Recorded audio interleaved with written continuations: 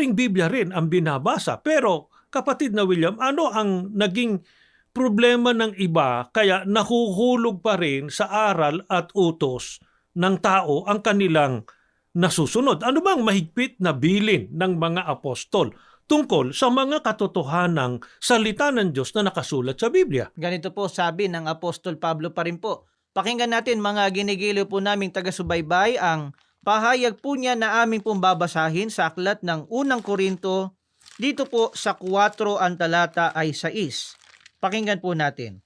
Ang mga bagay ngang ito mga kapatid ay inianyo ko sa halimbawa sa aking sarili at kay Apolos dahil sa inyo, upang sa amin ay mga tuto kayo na huwag magsihigit sa mga bagay na nangasusulat, upang ang sino man sa inyo ay huwag magpalalong isa laban sa iba.